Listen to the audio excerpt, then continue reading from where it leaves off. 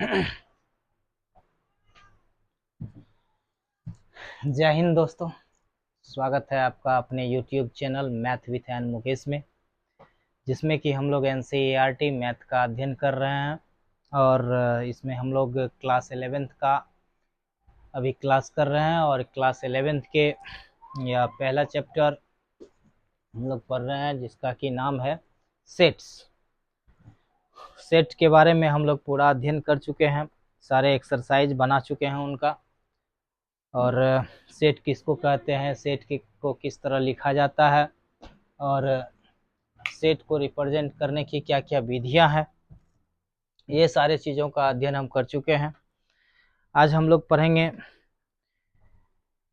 उनका miscellaneous exercise, और इसमें जिसमें कि हम लोग सारे विधियां अभी तक जितना पढ़ चुके हैं सारे विधियों का उपयोग करेंगे और इसको सॉल्व करने का प्रयास करेंगे। ठीक है, तो आज हम लोग सबसे पहला क्वेश्चन देखते हैं मिसलेनियस एग्जाम्पल का, विविध एक उदाहरण का, विविध एक्सरसाइज का, प्रश्नावली का।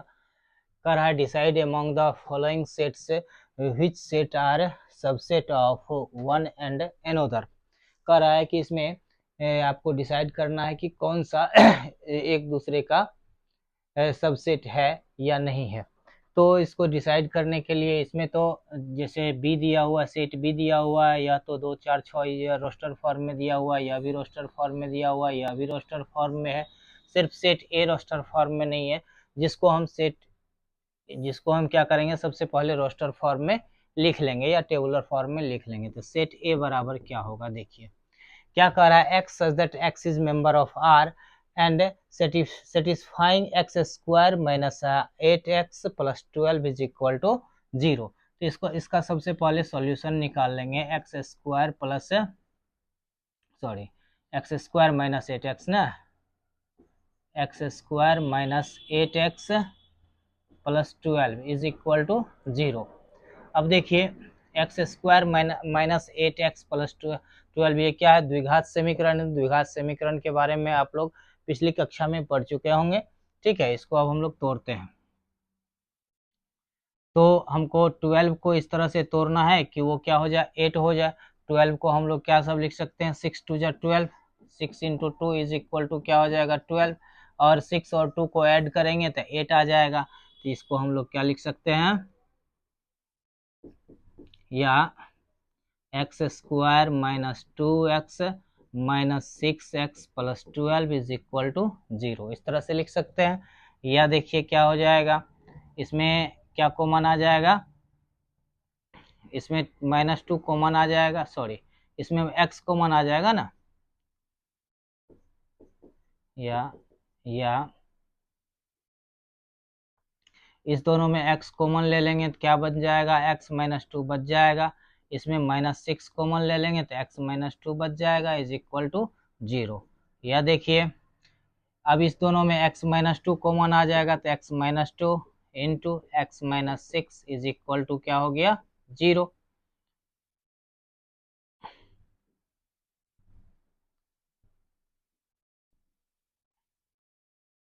क्या हो गया, x माइनस 2 अगर कॉमन लेते हैं तो यहाँ बच जाएगा x माइनस 6, यहाँ बच जाएगा इज इक्वल टू 0।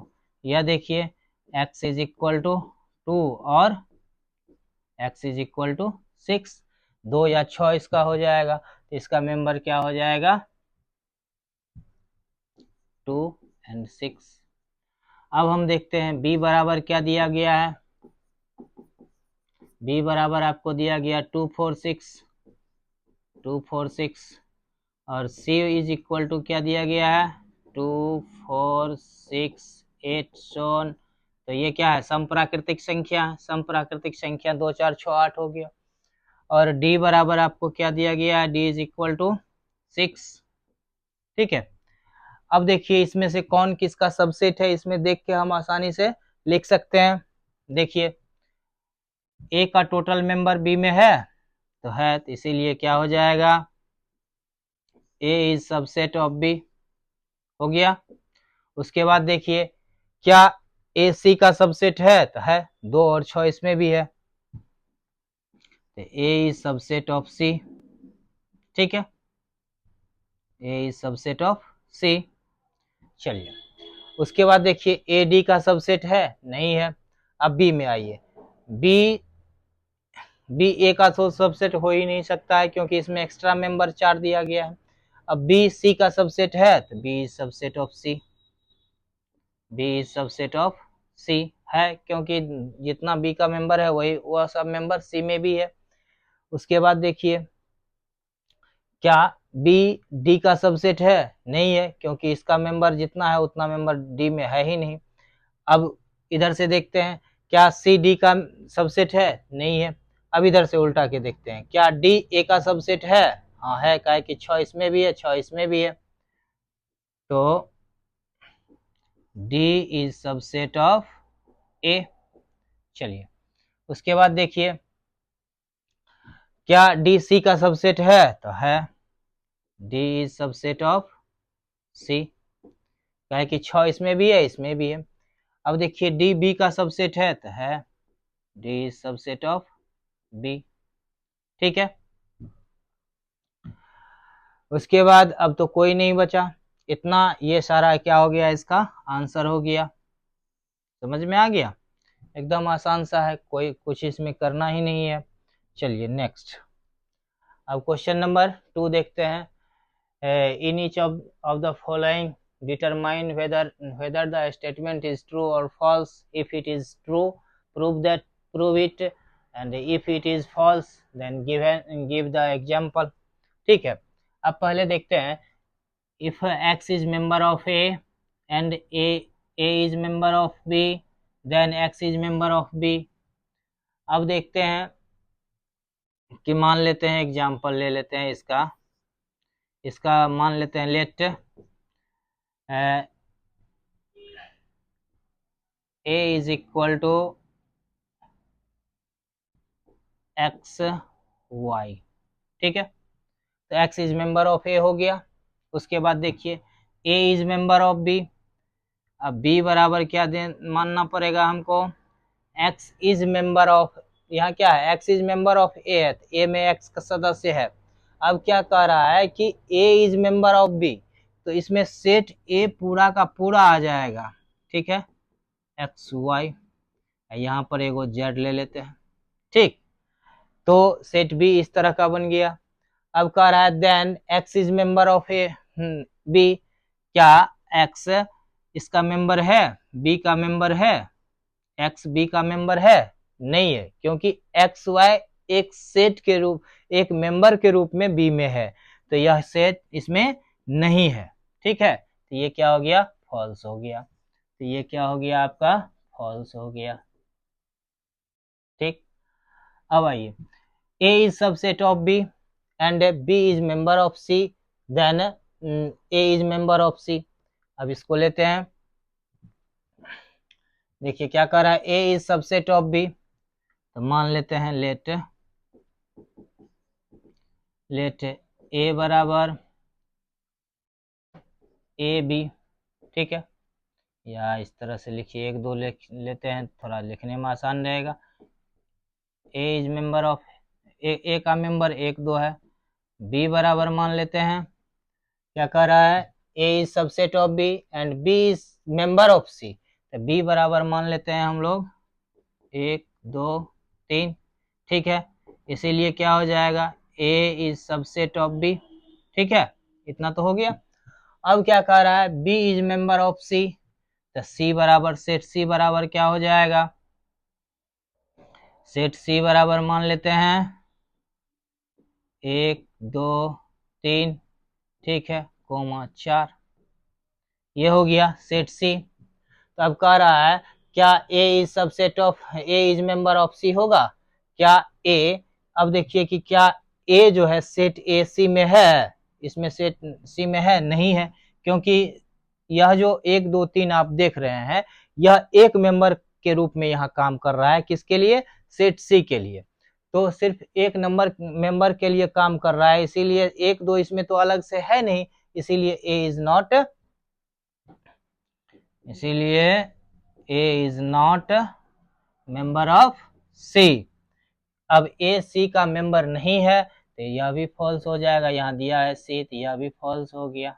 ठीक है, चलिए अब नेक्स्ट देखते हैं कि if A is member of B, A is subset of B and B is subset of C, then A is subset of C. इसको भी कर लेते हैं। चलिए तीसरा नंबर, इसको मान लेते हैं। अब क्या कर रहा है, A is subset of B, इसको मान लेते हैं लेट ए बराबर 1 2, ठीक है, बी बराबर, चलिए इससे अच्छा हम लोग क्या करते हैं, यहीं ले आते हैं इसको, यहाँ पे आसान रहेगा लिखना और समझाना भी। ठीक है, आते हैं, कितना नंबर है, 3, 2 नंबर हो गया, 3 नंबर। 3 नंबर में देखिए क्या सब दिया गया है, A is subset of B, हमको इस ए इज सबसेट ऑफ बी, तो हमको इस तरह से मानना है कि ए सबसेट हो जाए बी का। ए बराबर मान लेते हैं 1 2, ठीक है, बी बराबर मान लेते हैं 1 2 3, तो इसीलिए क्या हो जाएगा, A is subset of B. कोई दिक्कत, चलिए A is subset of B अगर हो गया तो B is subset of C, यह भी दिया हुआ है। लेट अगेन लेट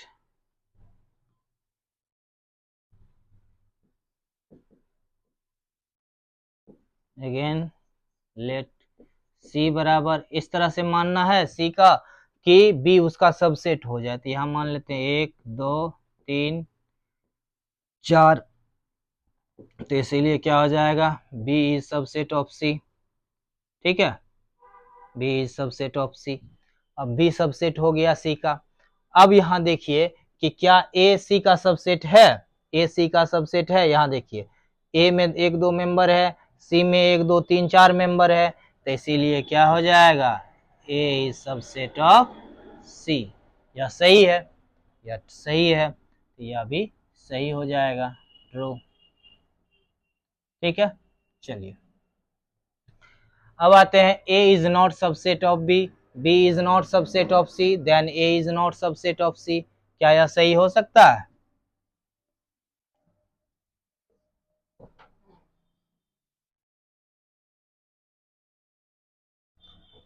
यहीं लिख लेते हैं।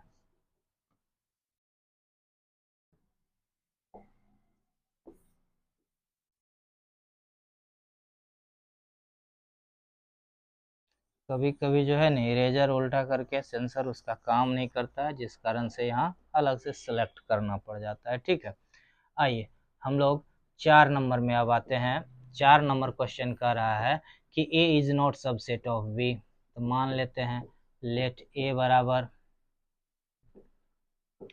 1 2 3 एंड बी बराबर मान लेते हैं 2 3 4। ठीक है, इसीलिए क्या हो जाएगा, A is not subset of B. उसके बाद देखिए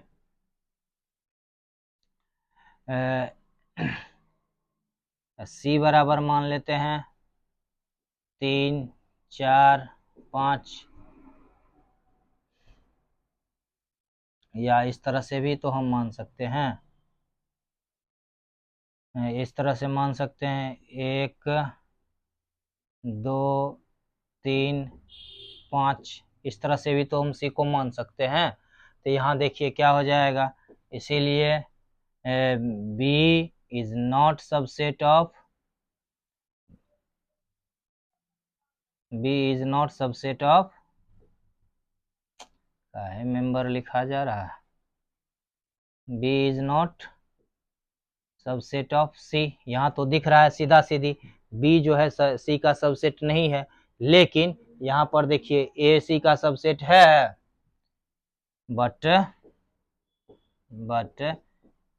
ए इज सबसेट ऑफ सी, ऐसा संभव है, इसीलिए यह कहना गलत है, यह फॉल्स।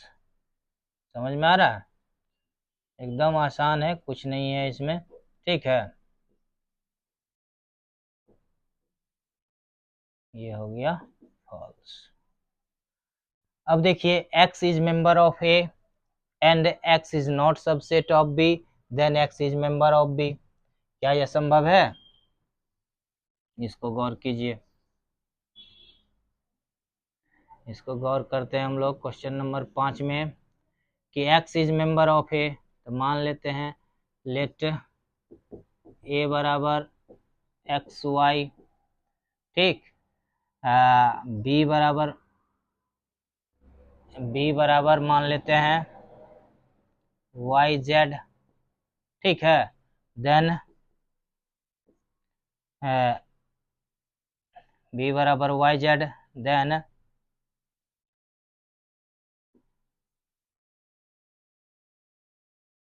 क्या हो गया, A is not subset of B, ठीक है, क्या है, या इसको हम लोग इस तरह से माने 5वां नंबर में, 5वां नंबर क्वेश्चन कह रहा है आपका कि क्या यह सबसेट होगा,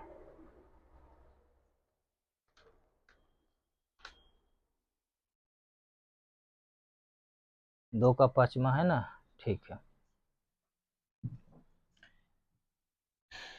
x is member of B. अब देखिए इसको हम अगर मान लेते हैं वाई जेड या x y z, x z मान लेते हैं,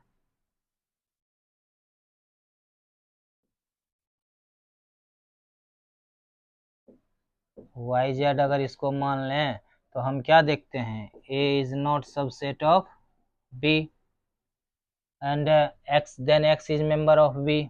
यहाँ देखिए X is member of B है, x is member of B है या नहीं है, इसीलिए यह भी फॉल्स हो जाएगा। अब आइए A is subset of B and X is member of B, then x is not member of A. अब देखिए 6ठा नंबर में क्या कह रहा है कि A is subset of B, ए क्या है, सबसेट है बी का। मान के चलिए ए बराबर हो गया एक्स वाई जेड, ठीक है, बी बराबर हो गया एक्स वाई जेड क्यू, ठीक, या पी मान लीजिए, वाई जेड पी।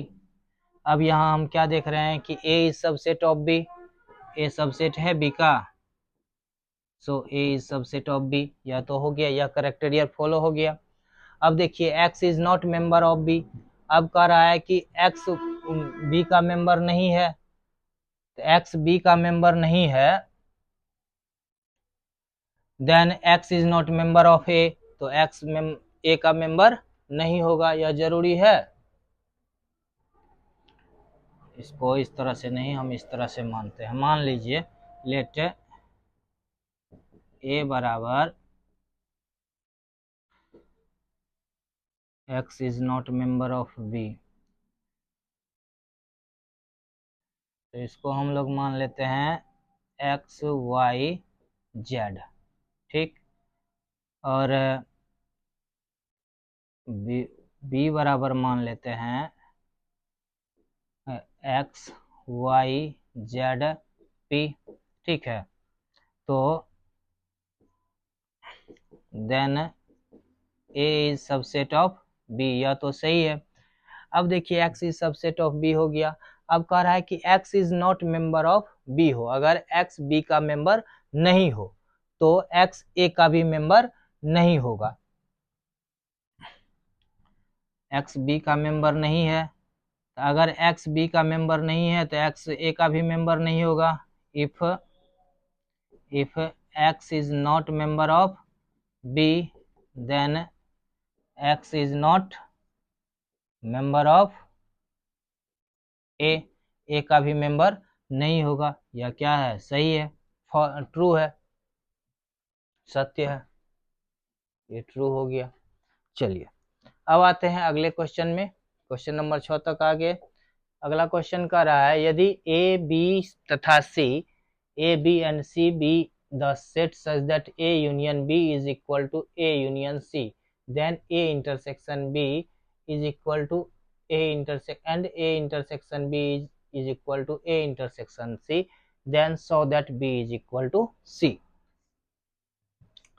अब देखिए क्या कह रहा है कि A यूनियन B बराबर क्या दिया हुआ है, A यूनियन C दिया हुआ है। मान लेते हैं let X is member of A union B, ठीक।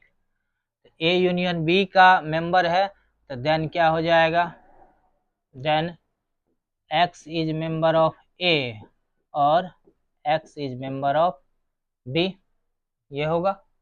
चलिए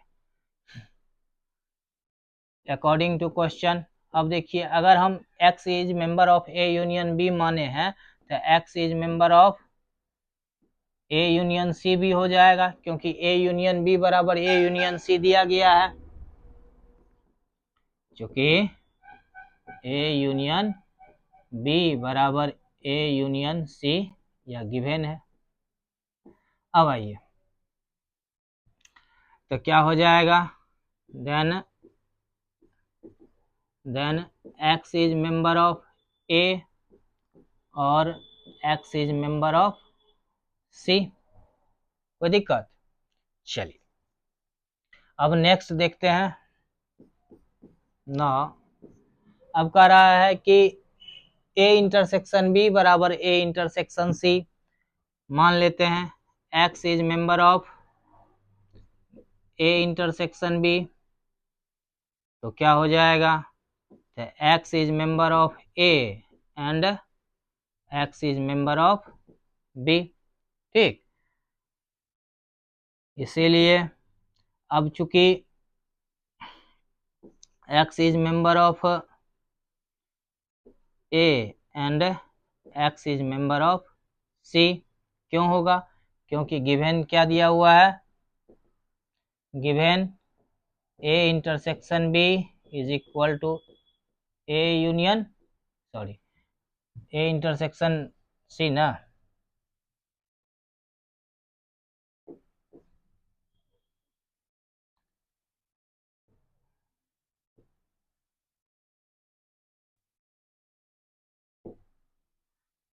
क्या दिया हुआ है, गिवन A इंटरसेक्शन B बराबर A इंटरसेक्शन C। अब देखिए कि X जो है A का भी मेंबर है, B का भी मेंबर है और C का भी मेंबर है, और यहाँ देखते हैं X या तो A का मेंबर है या तो C का मेंबर है या तो B का मेंबर है, ठीक। क्या है, इससे हमको क्या पता चलता है कि इसको समीकरण 1 मान लें और इसको समीकरण 2 मान लें, तो समीकरण 1 और 2 से हमको क्या पता चलता है, so from equation first and second, चलिए ऐसे काहे लिखा रहा है, फ्रॉम इक्वेशन फर्स्ट एंड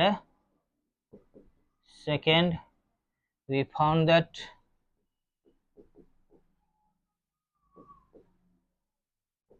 अब देखिए कि यहाँ हम देख रहे हैं कि X क्या है, A का भी मेंबर है, नीचे वाले में देखिए X A का भी मेंबर है, X B का भी मेंबर है और X C का भी मेंबर है, तीनों का मेंबर X है। और यहाँ देख रहे हैं कि X या तो A का मेंबर है या B का मेंबर है या C का मेंबर है, ठीक। तो मतलब या यहाँ देखते हैं X या तो A का मेंबर है या B का मेंबर है, यहाँ X A का मेंबर है या C का मेंबर है। तो इससे हमको यह पता चलता है इस दोनों समीकरण से कि B और C क्या होगा, इक्वल होगा, तभी यह दोनों समीकरण संभव है, ठीक। From equation 1 we found that B is equal to C, ठीक है, B बराबर C। चलिए नेक्स्ट हम लोग देखते हैं,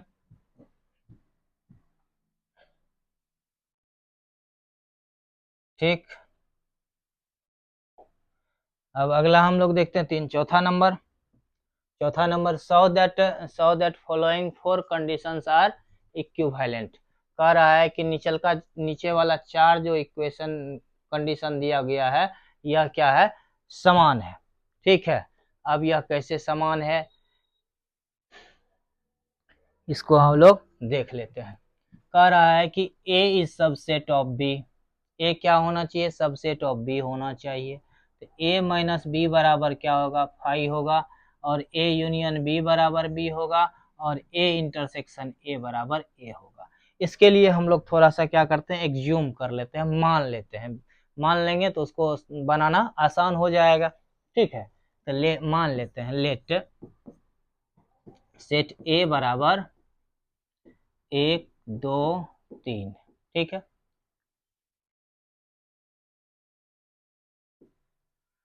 और सेट बी बराबर 1 2 3 4। अब देखिए पहला कंडीशन हम क्या देखते हैं कि A is subset of B, A is subset of sorry A is subset of B. क्या यह है, यह सही है। दूसरा कंडीशन में आइए कि ए माइनस बी बराबर 5, ए माइनस बी बराबर, अब देखिए ए में से बी को अगर हम घटा लें तो ए का सदस्य कितना है, 1 2 3 है, और बी का सदस्य 1 2 3 4 है। तो ए में से बी को घटाएंगे तो ये पूरा पूरा सदस्य न खत्म हो जाएगा, ये पूरा पूरा खत्म हो जाएगा। तो इसका मतलब ए माइनस बी बराबर क्या, हमको ए में क्या बच गया, 5 न बच गया, तो ये 5 हो गया। ये भी कंडीशन सही है। तीसरा नंबर आइए, तीसरा नंबर कह रहा है ए यूनियन बी बराबर बी, ए यूनियन बी निकालना हो। तो यूनियन निकालने के लिए हम बताए हुए हैं क्या करना पड़ता है, यूनियन निकालने के लिए, यूनियन निकालने के लिए आपको क्या करना होता है, दोनों सेट के सदस्यों को मिलाना पड़ता है, और मिलाने के समय एक चीज ध्यान रखना होता है कि एक सदस्य दोबारा नहीं लिखा जाए। तो इसको जब हम मिलाते हैं तो क्या हो जाएगा, देखिए इसको हम मिलाते हैं तो 1 2 3, 1 2 3 इसमें भी है, एगो एक्स्ट्रा सदस्य आ गया 4। तो यह हमको किसके बराबर आ गया, बी के बराबर आ गया, तो यह भी सही है। चलिए चौथा नंबर में आ जाइए। चौथा नंबर कंडीशन क्या कहता है, ए इंटरसेक्शन बी बराबर ए, तो ए इंटरसेक्शन बी बराबर, अब देखिए ए और बी का इंटरसेक्शन निकालेंगे तो आप यहाँ देख ही रहे हैं कि ए और ए इंटरसेक्शन बी बराबर हमको आएगा 1 2 3। दोनों में जो सदस्य हो उसी ठोकर लेंगे इंटरसेक्शन में, तो ए इंटरसेक्शन बी बराबर क्या हो गया, 1 2 3। यह किसके बराबर है, ए इंटरसेक्शन बी 1 2 3 किस में है, सेट ए में है, तो यह हो गया सेट ए। तो यह भी कंडीशन सही हो गया। चलिए इस तरह से हम लोग देखें कि इसका सारा कंडीशन फॉलो कर रहा है। चलिए क्वेश्चन नंबर 5 में आते हैं। क्वेश्चन नंबर 5 क्या कह रहा है, so that if A is subset of C B and C then C minus B is subset of C minus A. चलिए अब मान लेते हैं लेट सेट ए बराबर 1 2 3, ठीक है, और सेट बी बराबर आपको मान लेते हैं 1 2 3 4। आप सोचते होंगे कि हम 1 2 3 4 ही ज़्यादा क्यों लेते हैं, हम इसलिए लेते हैं कि ये समझने में आपको आसानी हो, ठीक है, नहीं तो लेने के लिए तो कुछ भी ले सकते हैं हम। चलिए अब हम यहाँ क्या देख रहे हैं कि इस तरह से हम इसको माने हैं कि A is subset of B हो गया। ठीक है, आपको यहाँ क्लियर नजर आ रहा होगा कि ए क्या है, बी का सबसेट है। अब देखिए देन अब कह रहा है कि then C minus B is subset of C minus A, यह प्रूफ करना है। तो अब हमको सी मान लेना है, कुछ भी मान सकते हैं, ठीक है। लेट सी बराबर मान लेते हैं क्या, 2 3 4, ठीक है। अब आइए नौ सी माइनस बी बराबर क्या हो जाएगा, सी माइनस बी बराबर देखिए सी में से बी को घटा दीजिए, सी में से बी को घटा दीजिए तो क्या बच जाएगा, बी को हम घटाएंगे तो सी में क्या सब है, 2 3 4 है, इसमें भी 2 3 4 है, और यहाँ भी 2 3 4 है। तो सी माइनस बी बराबर हमको क्या आ गया, 5 आ गया। उसके बाद सी माइनस ए बराबर क्या हो जाएगा, सी में से ए को हम घटाएंगे सी माइनस ए बराबर क्या हो जाएगा, गौर कीजिए। सी माइनस ए बराबर क्या होगा, सी में से ए को घटाएंगे, यहाँ क्या था, सी बराबर हम क्या माने हुए हैं, सी बराबर 2 3 4 माने हुए हैं, वहां इसलिए मिटाए क्योंकि उस पे पेन था। चलिए ये 2 3 4 हो गया। अब गौर कीजिए आप यहाँ पे कि अगर सी में से ए को घटा दें तो हमको क्या सब मिल जाएगा, ये दो खत्म हो जाएगा, ये तीन खत्म हो जाएगा, तो सी माइनस ए बराबर हमको क्या मिल गया, 4 मिल गया। ठीक, इस 5 को हम लोग ऐसे ब्रैकेट में कर देते हैं। अब देखिए हम क्या जानते हैं कि 5 जो होता है, रिक्त समुच्चय जो होता है, किसी भी सेट का सबसेट होता है। ठीक है, हियर वी फाउंड दैट, हम लोग क्या पाते हैं कि 5 इज सबसेट ऑफ 4, इसका सबसेट होगा ना, 5 हर किसी सेट का सबसेट होता है, या इसी को हम लिख सकते हैं C minus B is subset of C minus A. ये प्रूफ करना था, प्रूफ हो गया। चलिए नेक्स्ट क्वेश्चन देखते हैं, क्वेश्चन नंबर 6। हाँ, so that for any sets A and B A is equal to इतना and A union B is equal to A union इतना हो जाएगा। ठीक है, फॉर एनी सेट, चलिए मान लेते हैं इसमें भी, लेट ए बराबर 1 2 3, ठीक है, बी बराबर 1 2 3 4। अब देखिए RHS पहला यहाँ क्या है, देन प्रूफ, क्या प्रूफ करना है, ए बराबर A intersection B union A minus B. ठीक है, अब RHS बराबर लेते हैं, RHS बराबर क्या है, A intersection B union A minus B. ठीक है, चलिए अब देखते हैं हम लोग ए इंटरसेक्शन बी क्या होगा, ए इंटरसेक्शन बी हो जाएगा 1 2 3, 1 2 3 यूनियन ए माइनस बी, ए में से बी को अगर हम घटा दें, यूनियन ए में से बी को घटाएं, ए में से बी को घटाएं तो क्या बचेगा, यह पूरा का पूरा सदस्य ही न गायब हो जाएगा, यह पूरा का पूरा सदस्य गायब हो जाएगा, तो ए में क्या बच जाएगा, 5 न बच जाएगा, तो इसमें कुछ नहीं लिखेंगे 5।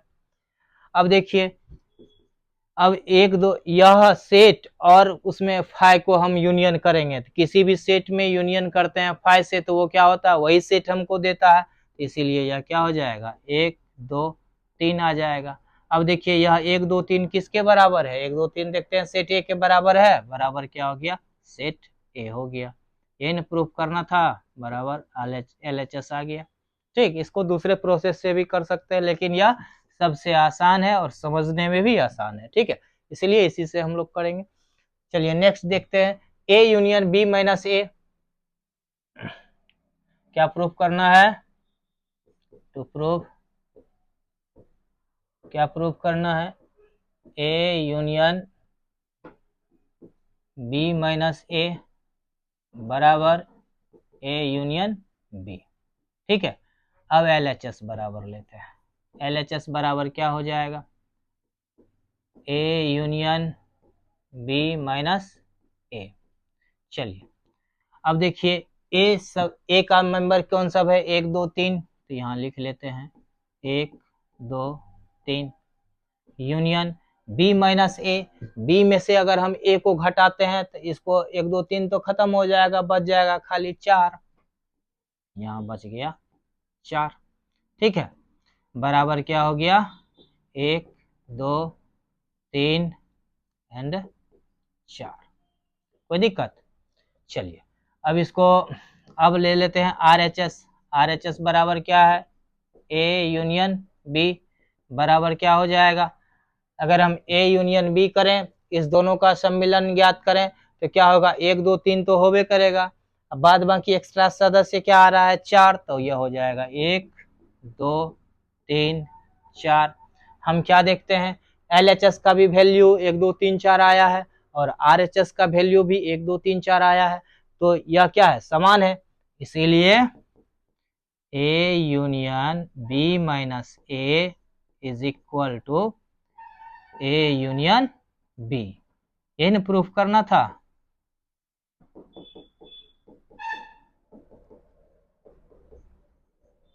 ठीक है, चलिए ये हो गया क्वेश्चन नंबर 6 हम लोग देख लिए। अब आते हैं क्वेश्चन नंबर 7 में। Using property of set so that A union A intersection B बराबर A।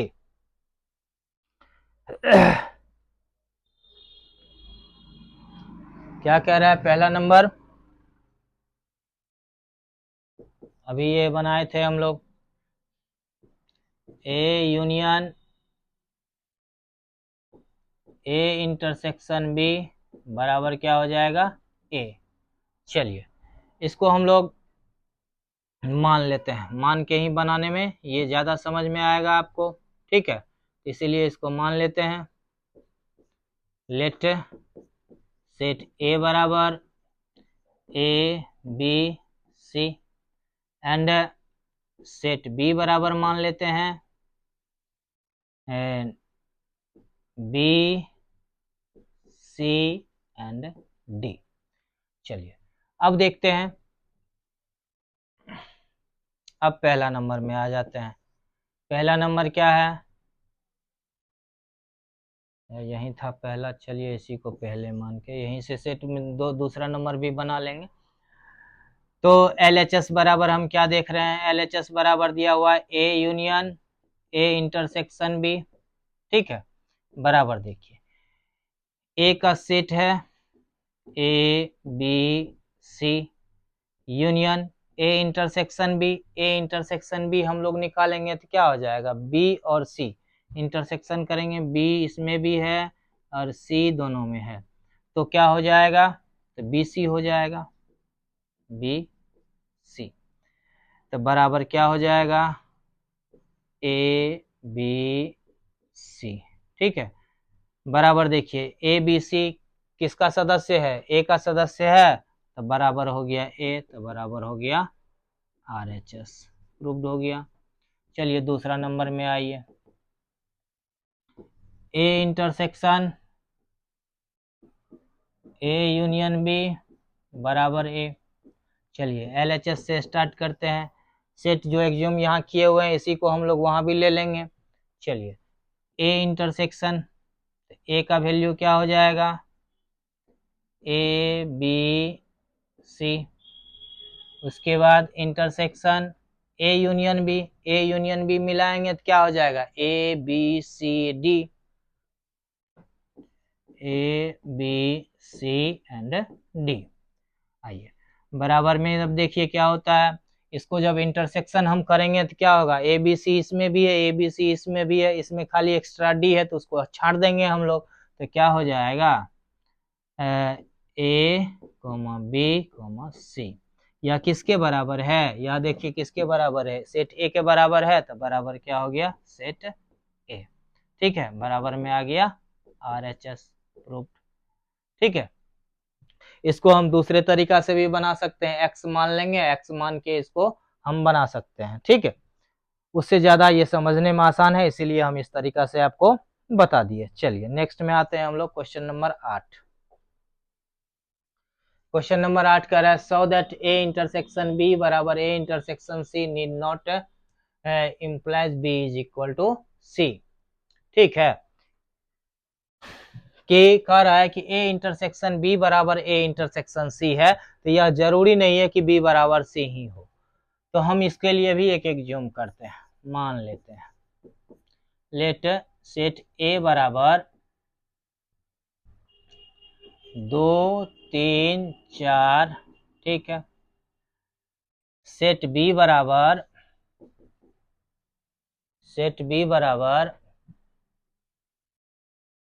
3 4 5। ठीक है, क्या कह रहा है, ए इंटरसेक्शन बी तो 3 4, ए इंटरसेक्शन सी, ए इंटरसेक्शन सी, सी बराबर मान लेते हैं हम लोग 3 4 6। अब गौर कीजिए यहाँ पे, इसीलिए ए इंटरसेक्शन बी बराबर क्या हो जाएगा,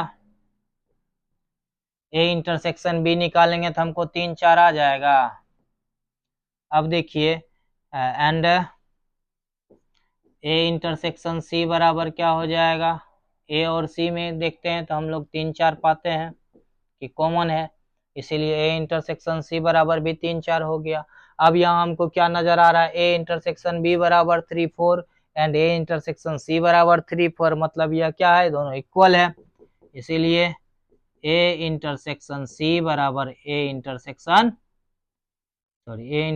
सी बराबर ए इंटरसेक्शन बी। ठीक है, इसीलिए A intersection B is equal to A intersection C. But यहाँ हम क्या देख रहे हैं कि ए भी अलग है और सी भी अलग है, बी भी अलग है, मतलब बी और सी बराबर है नहीं है, but B is not equal to C, मतलब वह कहना कहना गलत है कि अगर यह कंडीशन हो तो बी बराबर सी ही होगा, यह गलत है, इसलिए B is not equal to C. चलिए अब कह रहा है क्वेश्चन नंबर 9 कि let A and B the set A if A intersection X is equal to B intersection X बराबर 5, A union X is equal to B union X बरा for some sets X so that A बराबर B. कह रहा है कि इस तरह का अगर हो तो यह ए बराबर बी होगा, यह कैसे होगा इसको हम लोग समझते हैं। मान लेते हैं लेट ए बराबर 1 2 3 4, ठीक, बी बराबर 2 3 5, ठीक है, एंड एक्स बराबर 6 7 8, ठीक है,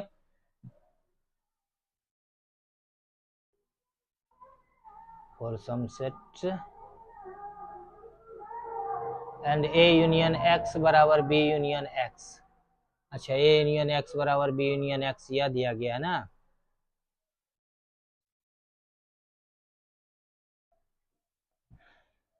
इसको मानने में थोड़ा सा हम लोग अंतर करेंगे तब जाकर के ये क्वेश्चन सॉल्व होगा, इसलिए इसको क्या करते हैं, इस तरह से नहीं बनाते हैं, ये थोड़ा लंबा हो जाएगा, ठीक है, इसको हम लोग क्या करते हैं दूसरे तरीके से बनाते हैं। लेट हम लोग क्या जानते हैं,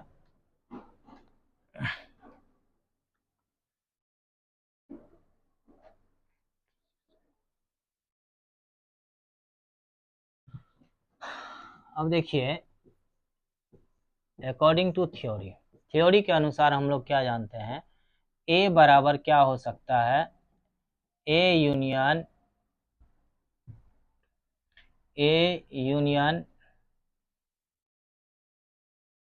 नहीं यूनियन नहीं, ए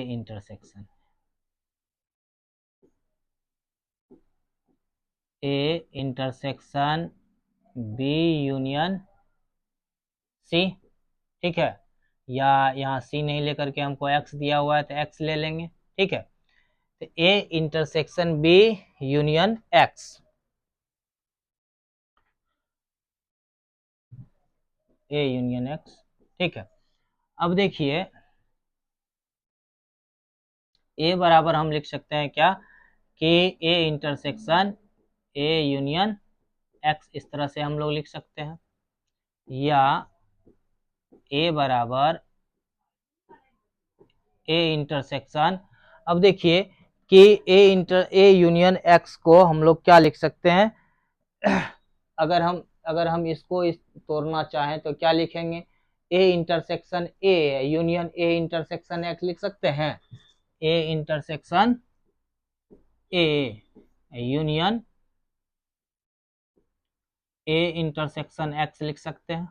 ठीक है, अब देखिए, या ए बराबर ए इंटरसेक्शन ए क्या होता है, हम लोग जानते हैं कि अगर दो सेट हो और उस दोनों समान सेट हो तो उसका इंटरसेक्शन क्या होता है, वही सेट होता है। अब देखिए कि ए बराबर ए इंटरसेक्शन ए बराबर हम लिख सकते हैं ए यूनियन, अब यहाँ दिया हुआ है ए इंटरसेक्शन एक्स बराबर बी इंटरसेक्शन एक्स, तो इसके बदले में हम क्या लिख सकते हैं, बी इंटरसेक्शन एक्स लिख सकते हैं, कोई दिक्कत। चलिए, क्योंकि गिवन है, given A intersection X is equal to B intersection x.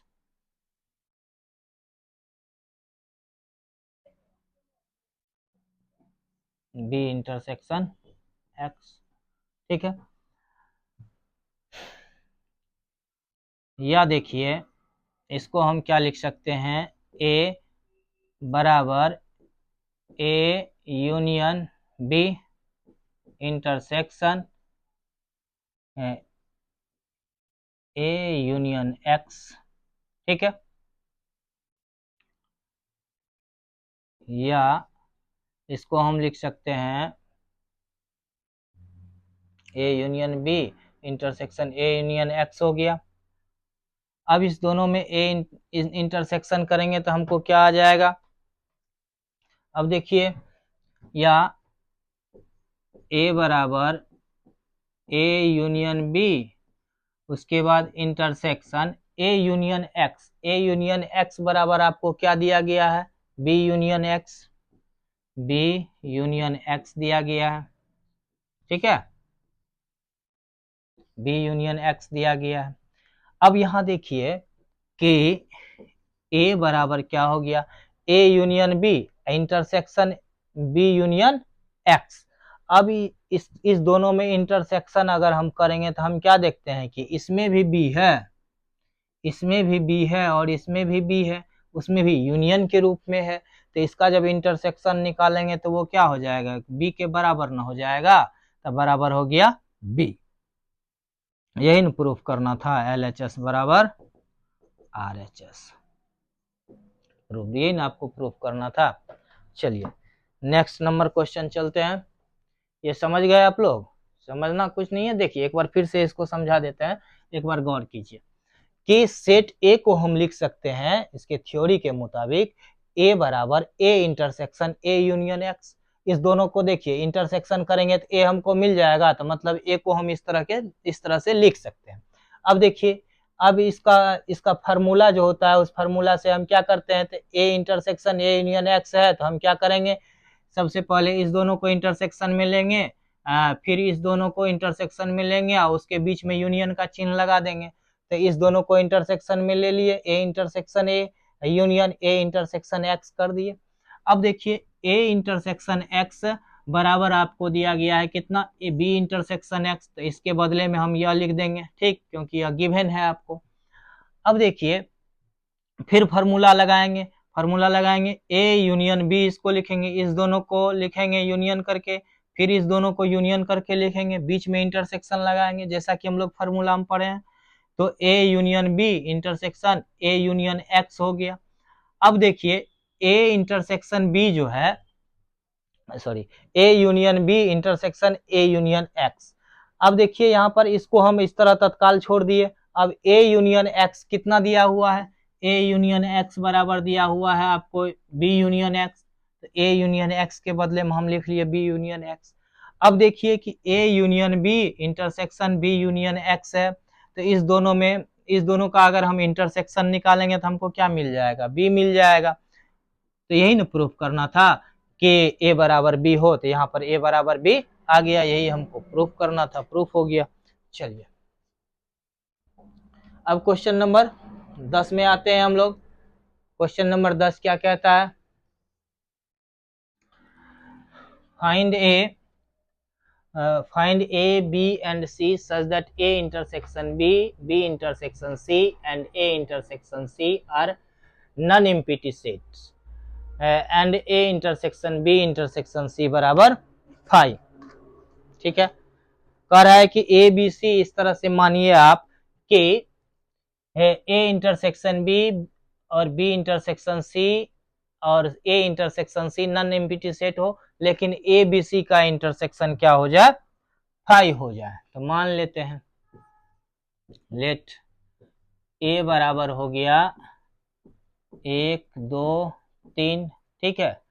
B बराबर मान लेते हैं, अब देखिए A intersection B, A intersection B मिलना चाहिए और B इंटरसेक्शन C मिलना चाहिए और A इंटरसेक्शन C मिलना चाहिए।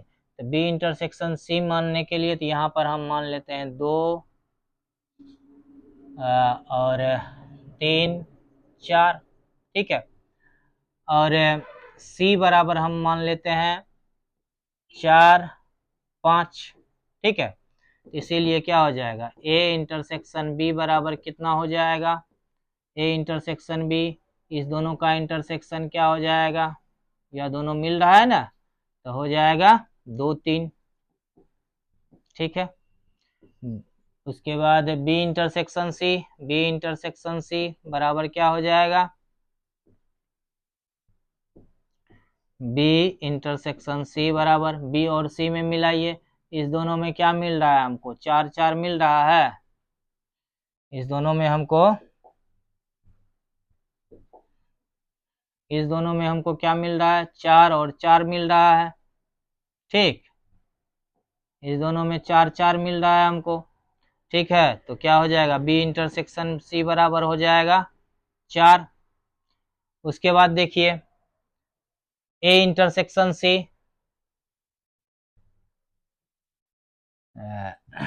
यहाँ पे एक भी ले लेते हैं, ठीक है, एक भी ले लेते हैं, चलिए। तो A इंटरसेक्शन